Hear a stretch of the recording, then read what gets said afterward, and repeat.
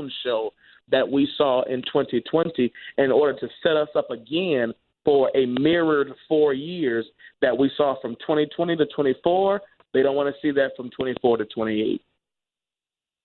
Yeah, and it's interesting that you bring up the 2020 election, Cameron. Because Adarian Fambro, you're down in Georgia, right? I mean, you're down at Morehouse College, where you're a rising senior there. You're an entrepreneur, self-employed, and all those wonderful things that Morehouse men do. But let me tell you, and before I ask you the question, Adarian, I got to respond to Cameron. Cameron, it was fine for the Omega to throw the shade because we are the light of the world, and we can handle that shade over here now.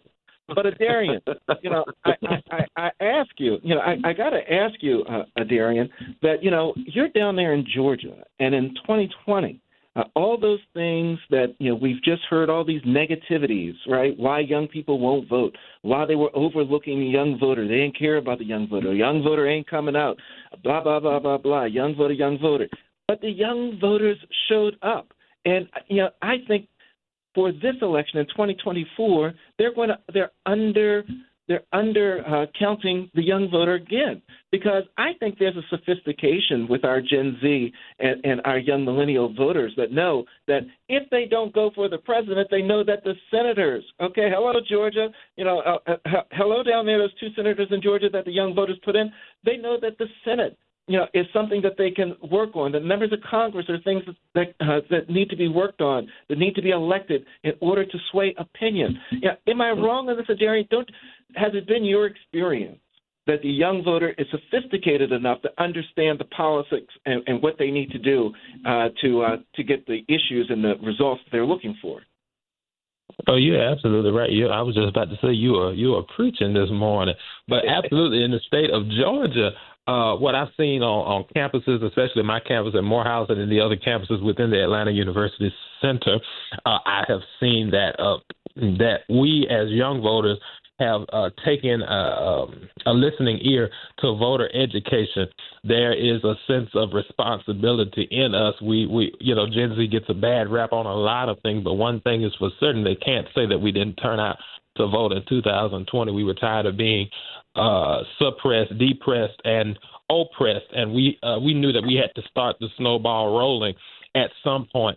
And when I was tasked with voter education there at Morehouse, and then even in my home city of Barnesville, Georgia, I let Gen Z and millennial, and then adults and seniors as well, know that a vote for nobody is a vote for somebody.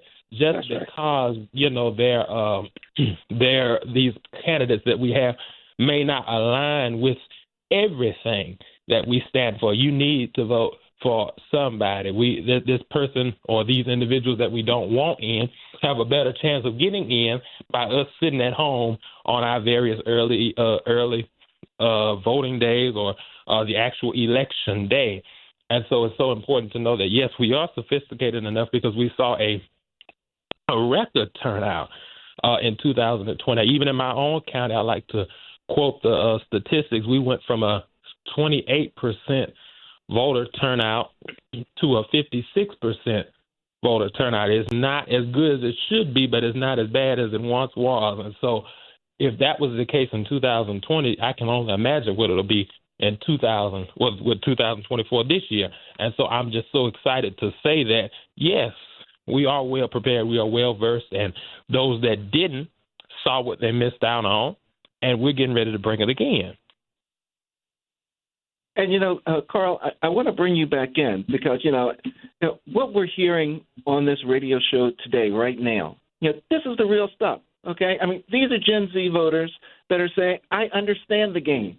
I understand how to play it, and I'm going to play it to the max to get what I'm after, what we believe we deserve. And, they are Gen Zs and young millennials, Carl, represent now in 2024 the largest potential voting bloc in America. Some 49%, if you combine it all together, of the voters would be Gen Z and young millennials. So if they get activated, if they get their vote on, they can sway this country's policies whatever way they want to move it. So, Carl, So I ask you, so when, like we said, today in Michigan, they're voting. One of the things that they put on the ballot in Michigan is this uncommitted thing, that you don't want to vote for Trump, you don't want to vote for Biden. I'm going to vote uncommitted, and it's based on that I don't like the policy of where the country is right now. Carl, will that uncommitted vote, that uncommitted voter, does that have the potential of galvanizing the support of other Gen Zs to exercise that power that they have and determining the power to correct the course that they see that's going the wrong way with the current policies of the United States? I really like the analysis the brother who spoke before me. I think he put it right. The fact of the matter is, a no vote is a vote for someone, and it's generally for the person who winds up winning. Can you imagine 1,000 people deciding not to vote, and a candidate gets elected to the office, the candidate that they did not want to get elected to the office gets elected because 1,000 people decided to set out the election? The fact of the matter is, elections are not a panacea. And one of the things we have to be truthful and tell people, all voters, it's not a panacea. It's a tool. And if you use the tool wisely and strategically, it can make a huge difference. Now, how do I know that? I'm in the state of Maryland. We are the only state in the nation that have an African-American governor. That didn't happen by accident. It didn't happen by coincidence. It didn't happen by happenstance. African-American voters, and particularly young people, saw this golden opportunity. I'm in Maryland, where we have an African-American who is, as I said, the governor. The attorney general is an African-American. Our treasurer in the state of Maryland is an African-American. The speaker of the House is an African-American. This doesn't happen because people stay home. It happens because people get involved. And even electing these African-Americans to public office, it's not the panacea. It's a tool. It's a beginning. Barack Obama became president of the United States, and there's nobody on this line that thought that he walked on water. He made mistakes like everybody else made mistakes. But the fact of the matter is, his election was not only historic, it was significant. There are people in this country, for example, who get Obamacare. People who did not have health care in the beginning. Obama made mistakes, I think, as it relates to foreign policy. But we were not foolish enough to say because we disagreed with him on a particular policy, we weren't going to the polls to vote. On the contrary, if you look at what happened in his second term, more people went to the polls, particularly young people, than previously. So I'm of the opinion that politics is not a situation where if you vote, your problem is solved. It's just one tool. Voting means that you use that tool, but there are other tools we have to use. When you vote, you make a difference. But when you march, you make a difference. When you show up at City Hall or state government, you make a difference. It's just one tool.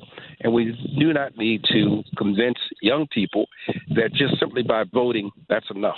It's going to take more than just voting. It's going to take putting the pressure on our elected officials and holding them accountable across the board. Mm-hmm. Yeah. And Cameron, Carl raises a really good point when he talks about the accountability and how do you hold candidates accountable. You've run for office in the city of Chicago, and you know what it takes to get voters out there to cast ballots for you, and the amount of work that it takes and dedication that it takes, and and all that goes into it. Well, in Michigan, we know that they're putting this uncommitted thing on the ballot, which is saying I'm not committed to either of these two candidates. It's based on what's going on in Gaza. So if we take that as the example, right, the uncommitted, and we know that in this Michigan election, Cameron, that President Biden beat President Trump by about 3%. And we know that in Michigan, there's the largest concentration of Arab Americans in the country that are in the state of Michigan, and they make up over 5% of the electorate. And you have youth that are there that will add into this.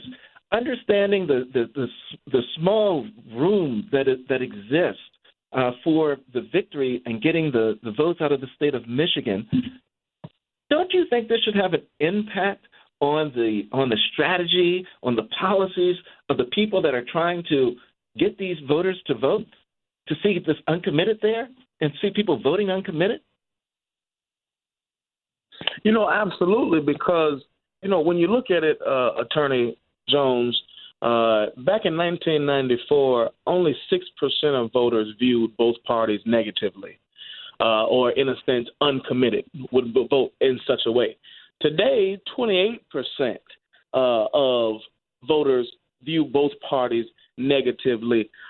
This uncommitted thing, whatever tactic gets people out to vote, I'm, of course, all for it. As you've mentioned, I have run a campaign in Chicago in the municipal election, and I know what it's like to be able to have to find out that, well, they don't like the incumbent, they don't like the prospective candidates, they don't like the this and the that. I know we're a nonpartisan show, and so, some people align with Democrats, some people align with Republicans, but we have now more than ever in America a split line down that independent, if you will, for the lack of a better term, or just to put a name on it.